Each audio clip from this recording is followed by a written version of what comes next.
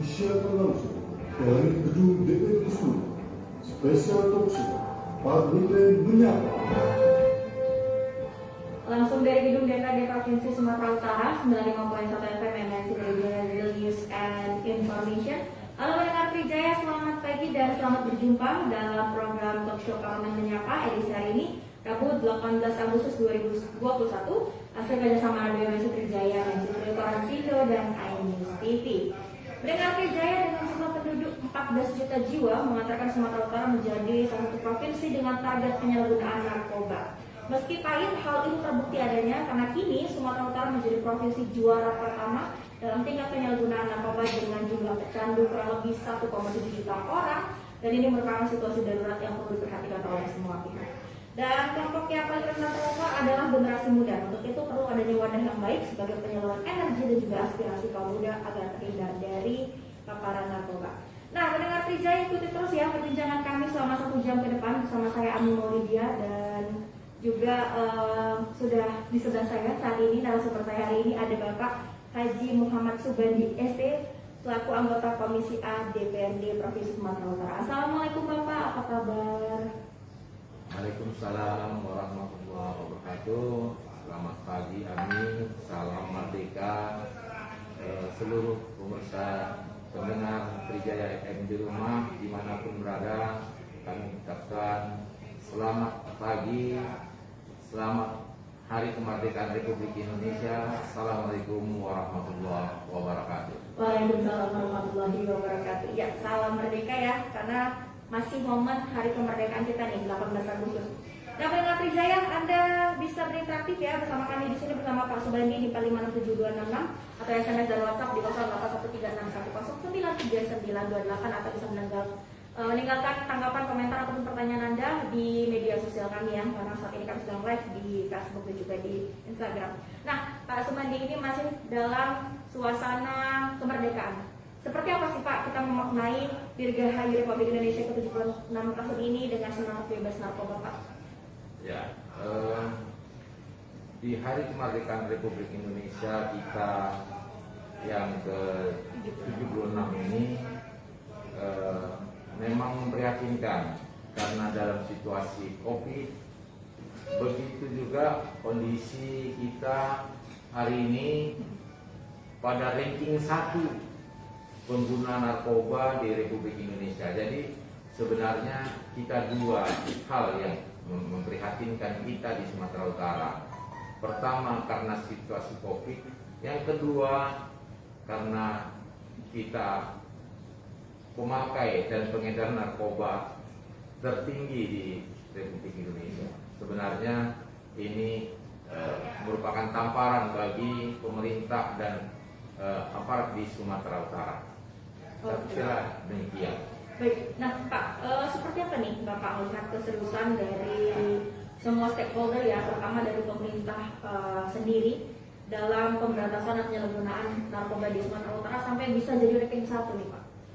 Nah, begini, kalau kita tanyakan bagaimana keseriusan pemerintah, sebenarnya pemerintah pusat sudah sangat serius. Karena Presiden telah mengeluarkan instruksi nomor 2 tahun 2020 yang cukup tegas. Kalau undang-undang, peraturan, kemudian diikuti dengan instruksi, itu sudah tidak ada tawar-menawar sebenarnya. Hanya saja kita melihat stakeholder di bawah, pemerintahan dan aparat-aparat belum melaksanakan instruksi tersebut dengan sungguh-sungguh.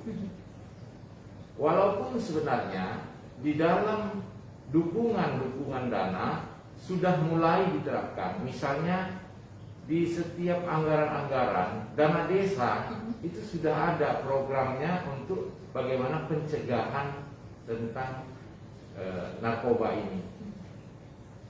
Begitu juga di dana BOS ya. Tetapi memaknai ini belum satu kata, belum satu pemikiran kita tentang pemberantasan narkoba. Terutama saya lihat di Sumatera Utara masih dengan caranya masing-masing, ya, aparat kepolisian dengan caranya, BNN dengan caranya, pemerintah dalam hal ini pemerintah Sumatera Utara juga baru mulai, karena Perda tentang narkoba baru selesai tahun 2019 kemarin. Nah, Perda nomor 1 itu sekarang lagi galak-galaknya disosialisasikan di tengah-tengah masyarakat untuk pemahaman terhadap masyarakat kita. Karena umumnya orang-orang yang terkena narkoba ini awalnya tidak tahu, tidak paham tentang bahaya daripada narkoba. Baik itu generasi muda, baik itu orang-orang pada usia remaja, karena umumnya pemakai itu ada 15 sampai 45 itu adalah pengguna yang narkoba di Sumatera Utara. Jadi sebenarnya sangat memprihatinkan bagi kita Sumatera Utara yang berada di ranking 1. Kalau kita lihat hasil nasional BNN, itu kita ada Sumatera Utara, kalau prevalensinya nasional itu ada 1,8%, tapi Sumatera Utara ada 2,53%. Seperti Mbak Ani sampaikan tadi, ada 1,7 juta orang yang terpapar narkoba. Artinya, kalau ada 14 juta penduduk Sumatera Utara, itu kurang lebih di dalam 14 juta tadi ada 1,7 juta. Kan sangat mengerikan ini, ya. Kalau kita berkumpul sebanyak 100 orang, kira-kira di situ akan ada lebih kurang 20 orang yang sudah bersinggungan dengan narkoba. Jadi mengerikan sebenarnya. Oke, baik. Nah, tadi selain dari instruksi memang dari pemerintah pusat, instruksi dari presiden kemudian dijalankan oleh pemerintah kabupaten kota, ada hal-hal yang membuat peredaran narkoba ini ternyata di Sumatera Utara semakin menggeliat karena kondisi demografis Sumatera Utara nih, karena banyak dilalui jalur tikus. Seperti apa nih tanggapan Pak Sumandi terhadap jalur tikus yang ada di Sumatera Utara ini? Ya, karena Sumatera Utara dibatasi dengan kepulauan-kepulauan, ya, bersebelahan langsung dengan laut, sehingga banyak sekali jalur-jalur tikus yang memungkinkan narkoba masuk, ya. Seperti yang terjadi di Tanjung Balai beberapa waktu yang lalu, kami datang ke sana, ada lebih kurang 54 paket narkoba yang setara dengan 54 kilo, ya, itu masuk dan tertangkap, ya. Ini membuktikan bahwa mereka itu begitu mudahnya masuk melalui jalur-jalur tikus ini. Nah, oleh sebab itu kita memang perlulah pengawasan-pengawasan di daerah pinggiran pantai kita tingkatkan. Ini yang sangat lemah juga, ya, karena jalur-jalur ini mereka sangat aman, tidak pengawasan yang sangat lemah dan kurang. Oke, baik. Nah, untuk itu upaya apa saja nih yang dilakukan oleh DPRD Provinsi Sumatera Utara untuk menanggulangi ini, Pak, untuk 1,7 juta orang yang saat ini sudah menjadi pecandu narkoba di Sumatera Utara? Pemerintah Sumatera Utara dalam hal ini legislatif, ya. Legislatif telah mengeluarkan Perda nomor 1 tahun 2019. Yang turunan Perda itu adalah Pergub nanti. Diatur oleh Pergub. Saya sudah beberapa kali ikut dalam diskusi, ya, membahas Pergub ini, yang insya Allah mudah-mudahan bisa segera selesai di tahun 2021 ini, di mana dalam Pergub ini nanti meminta peran serta seluruh masyarakat. Ya. Jadi, tetapi harus kita pahami juga, masyarakat kita masih awam, masih banyak yang belum tahu tentang bahaya narkoba. Saya contoh, ketika kita sosialisasi di satu desa di kecamatan Deli Serdang, desa Cintaranya, Pak Wakapolres itu datang kepada saya mengatakan, Pak, anggota saya ketika mau menangkap, ibu-ibunya justru yang melempari rame-rame gitu, ya. Nah, jadi itu problem dari pihak kepolisian ketika akan menindak orang-orang yang dicurigai pengedar ataupun pemakai daripada narkoba. Ini kenapa? Lemahnya sosialisasi tadi, edukasi, ya, Pak? Dan edukasi terhadap masyarakat kita. Oleh sebab itu, Perda ini nanti mengatur supaya sosialisasi dilakukan, baik itu di tingkat anak usia yang paling rentan ini kan usia sekolah, Ya. anak usia sekolah, kemudian kepada orang tua, ke tengah-tengah masyarakat kita sampaikan. Narkoba adalah musuh kita bersama, sebagaimana di dalam Undang-Undang Nomor 35 kita sudah ada undang-undangnya menjadikan narkoba itu musuh kita bersama, tapi aplikasinya ke bawah tidak ada. Kenapa? Karena masyarakat tidak paham. Nah, Pergub itu akan mengatur bagaimana bahwa narkoba adalah musuh kita bersama, dan upaya-upaya yang dilakukan oleh dunia usaha, masyarakat, tokoh-tokoh agama ini semua kita libatkan. Jadi jangan ada nanti dunia usaha, katakan hotel, kafe dan lain sebagainya, ketika ada orang memakai, dia bilang saya kan tidak tahu, itu tidak bisa. Dengan Perda dan Pergub ini nanti mereka akan didenda, harus bayar denda. Satu kali misalnya 100 juta, kedapatan 2 kali 200, 3 kali nggak ada, hotelnya pun ditutup. Begitu, harus tegas. Pergub itu akan kesana arahnya. Begitu juga dengan siswa-siswa. Ke depan kita harapkan dalam Pergub itu anak-anak yang akan masuk misalnya ke SLTA, karena di kita DPR provinsi kan SLTA ya, SMA, STM, kita minta Pergub itu seluruh anak yang sudah seleksinya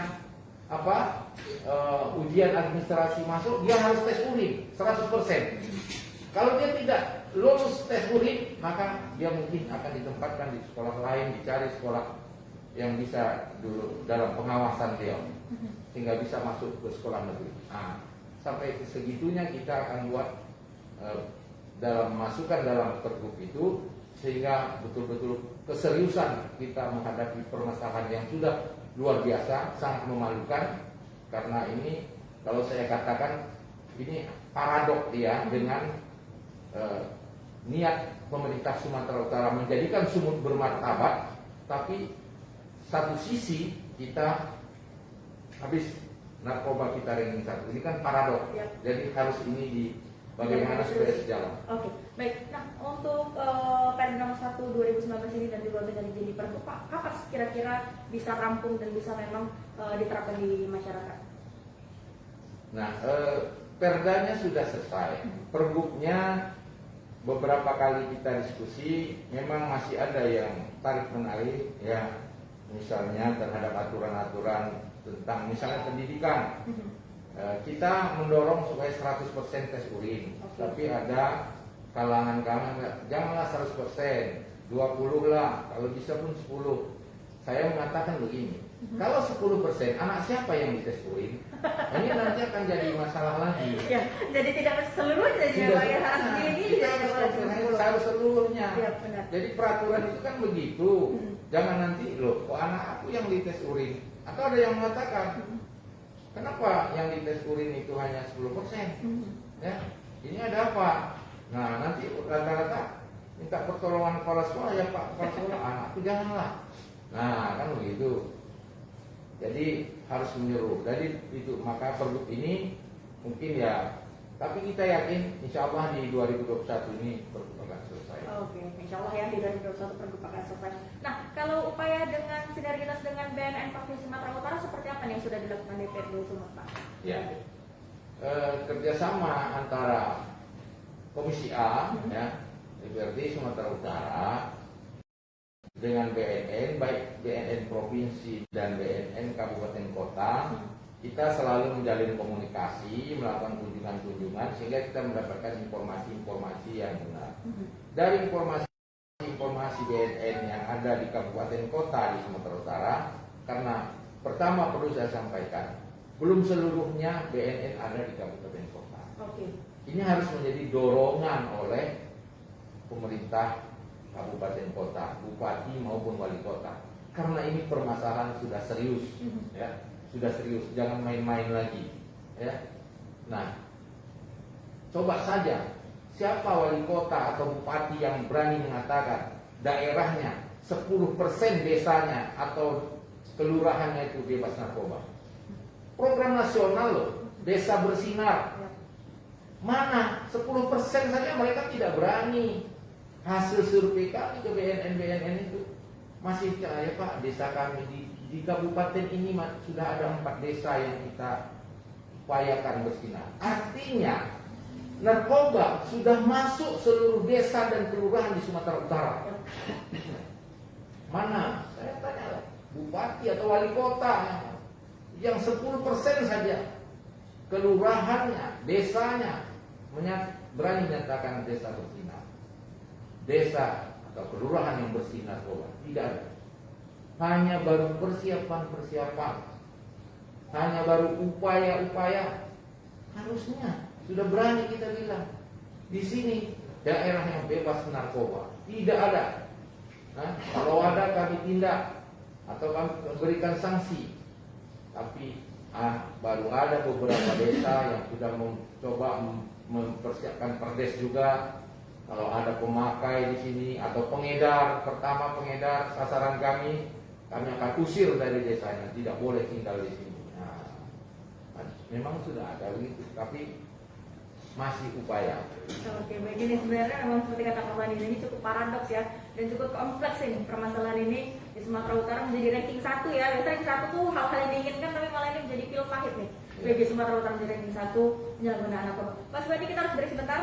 Ya. Dan mendengar Trijaya kami menampung ya pertanyaan dan aspirasi tanggapan Anda di interaktif kami paling 6726 atau SMS WhatsApp di 0113 610 dan kami akan kembali sesaat lagi.